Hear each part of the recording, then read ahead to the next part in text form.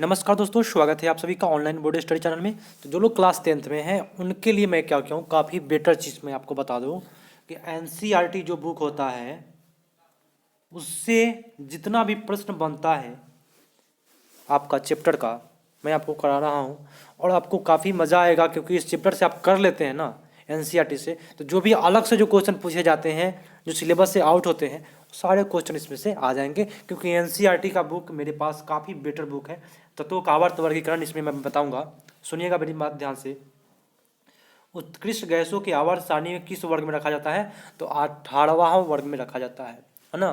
Total उत्कृष्ट गैसों की संख्या जो होता है वह 6 होता है, अक्रिय गैस बोलते हैं इसको। चलिए, हाइड्रोजन परिवार की इलेक्ट्रॉन बंधुता सबसे अधिक इलेक्ट्रॉन अधिक होता है फ्लोरीन का, तब क्लोरीन का, तब ब्रोमीन का, तब आयोडीन का। ठीक है, इलेक्ट्रॉन बंधुता के अनुसार दिया हुआ है। चलिए नेक्स्ट क्वेश्चन पूछता है, ध्यान सुनिएगा कि पृथ्वी पर सबसे कम पाई जाने वाली धातु कौन है?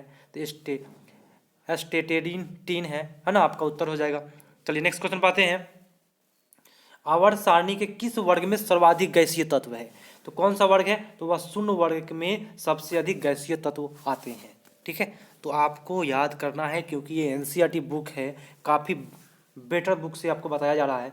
जब किसी परमाणु के बाह्यतम कोश में एक इलेक्ट्रॉन जोड़ा जाता है तो मुक्त इलेक्ट्रॉन बंधुता कहलाती है। ठीक है, चलिए नेक्स्ट क्वेश्चन है, चलिए क्वेश्चन पाते हैं। क्वेश्चन है कि सर्वाधिक घनत्व वाला तत्व कौन सा है? तो ऑस्मियम है। सर्वाधिक घनत्व बोले तो सबसे अधिक भारी तत्व भी पूछे तो ऑस्मियम ही होगा। नेक्स्ट है कि आवर्त सारणी में हाइड्रोजन का कोई निश्चित स्थान न होने का क्या कारण है?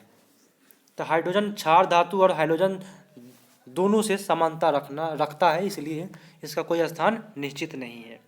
नेक्स्ट क्वेश्चन देखिए, मज़ा आएगा आपको, क्योंकि काफ़ी बेटर क्वालिटी का बुक से ही मैं लिया हूँ।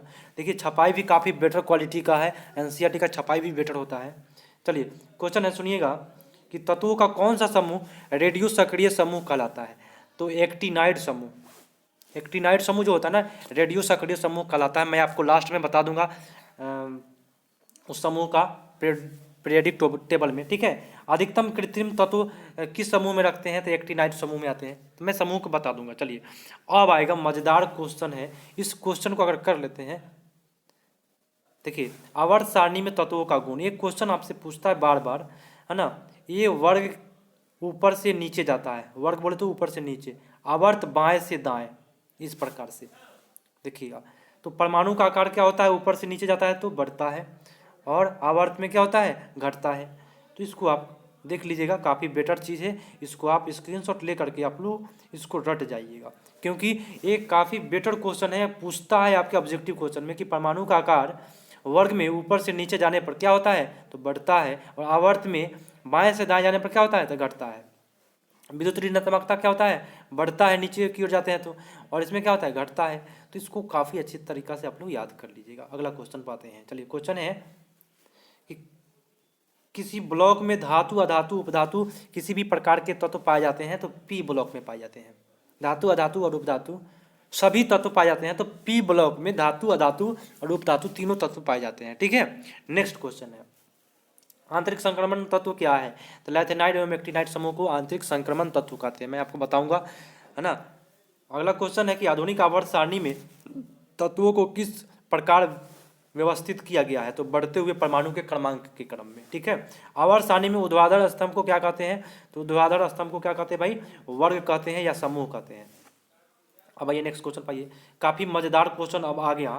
देखिए इससे आपका टोटल ऑब्जेक्टिव क्लियर हो जाएगा। जितना भी ऑब्जेक्टिव बनता है तत्वों से संबंधित, आवर्त सारणी से संबंधित, सारे ऑब्जेक्टिव क्लियर हो जाएंगे अभी। कुल तत्व पूछे तो आप लोग 118 से अधिक नहीं मारिएगा। ठीक है, प्राकृतिक में प्राप्त, देखिए एनसीईआरटी है, पूरा एक्यूरेट आंसर दिया है, कुछ भी हो 118 ही मार के आना है। प्राकृतिक में प्राप्त तत्व कितना है? तो 94 तत्व है। कृत्रिम विधि से कितना निर्माण किया गया? तो 24 तत्व का निर्माण किया गया।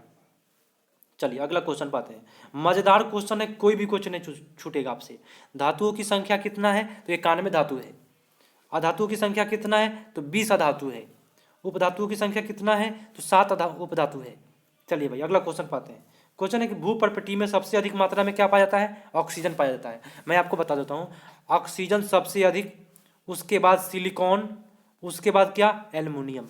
अगर ऑक्सीजन न रहे तो सिलिकॉन मारिएगा, सिलिकॉन न रहे तो एल्युमिनियम मारिएगा, लेकिन सबसे अधिक ऑक्सीजन पाया जाता है।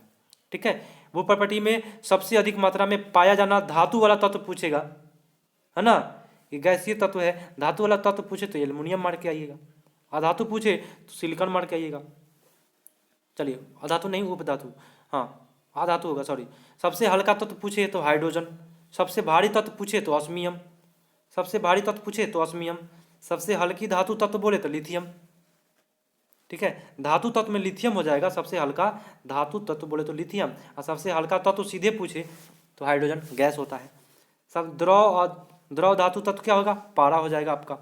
ठीक है, काफ़ी बेटर आपका ऑब्जेक्टिव बन जा रहा है, यहाँ पे स्क्रीनशॉट लेकर के आप तैयार कर लीजिएगा इसका। द्रव अधातु तत्व क्या होगा, ब्रोमीन हो जाएगा। विद्युत की सबसे अच्छी सुचालक तत्व हो जाएगा चांदी हो जाएगा। विद्युत की सुचालक अधातु तत्व हो जाएगा ग्रेफाइट हो जाएगा, है ना। तो इसका स्क्रीनशॉट जरूर लेकर के आप लोग इसको रट जाए, क्योंकि क्वेश्चन अगर आता है तो छूटेगा नहीं आपसे। चलिए, सबसे अधिक आघातवर्धनीय तत्व सोना, सबसे अधिक क्रियाशील धातु धातु तत्व फ्लोरीन, सबसे अधिक क्रियाशील धातु तत्व सीजियम, सर्वाधिक आयन विभव वाला तत्व हीलियम। चलिए अगला क्वेश्चन, न्यूनतम आयन विभव वाला तत्व सीजियम, सर्वाधिक इलेक्ट्रॉन प्राप्त करने वाला तत्व क्लोरीन, सर्वाधिक विद्युत ऋणात्मक तत्व फ्लोरीन, सबसे प्रबल ऑक्सीकारक तत्व फ्लोरीन, मानव शरीर में सबसे सर्वाधिक मात्रा में पाया जाने वाला तत्व ऑक्सीजन। तो मानव शरीर में सबसे अधिक पाया जाने वाला तत्व क्या होता है, ऑक्सीजन होता है। मिट्टी के तेल में रखा जाने वाला तत्व सोडियम, सोडियम को मिट्टी के तेल में रखते हैं। ठीक है, हड्डियों एवं दांतों में निर्माण, तो हड्डियों में जो तत्व पाया जाता है एवं दांतों में कैल्शियम पाया जाता है। ठीक है, तो मज़ेदार क्वेश्चन है, मैं बार बार बोल रहा हूँ आपको, एनसीईआरटी की बुक से है। मेंडलीव के अनुसार तत्वों के आवर्त फलन होते हैं तो परमाणु भार के होते हैं। तो मेंडलीव के अनुसार पूछे तो परमाणु भार मारिएगा, और मोसले के अनुसार पूछे तो परमाणु संख्या मारिएगा। तत्वों के वर्गीकरण से संबंधित त्रिक नियम किसने दिया था, तो डोब्रेनर ने जो दिया था वह त्रिक नियम दिया था। अब आइए मैं आपको पीरियोडिक टेबल बता देता हूँ, एक सेकेंड, इस टेबल को आप समझ लीजिएगा आप लोग, तो मज़ा आएगा आपको। टेबल क्या है, ये जो उजला वाला भाग है, ये उजला वाला भाग धातु है। ठीक है, ये जो रेड वाला भाग है वो उपधातु है। ठीक है, और एक ब्लैक वाला जो भाग है वो क्या है, अधातु है। तो देखिए, ये धातु हुआ, ये अधातु हुआ, और बीच में एक लाइन है, इस लाइन को बोलते हैं जिग जैग लाइन। तो क्वेश्चन क्या पूछता है, धातु और अधातु को अलग करने वाले लाइन को क्या कहते हैं, तो जिग जैग लाइन। क्या कहते हैं, जिग जैग लाइन कहते हैं, याद रखिएगा। और यही आपका लेथेनाइड और एक्टिनाइड समूह है, आप लोग देख लीजिए नीचे वाला भाग। टोटल आपका 118 तत्व हो जाएंगे, 94 आपका धातु हो जाएगा, 91 का खोज हुआ था, है ना।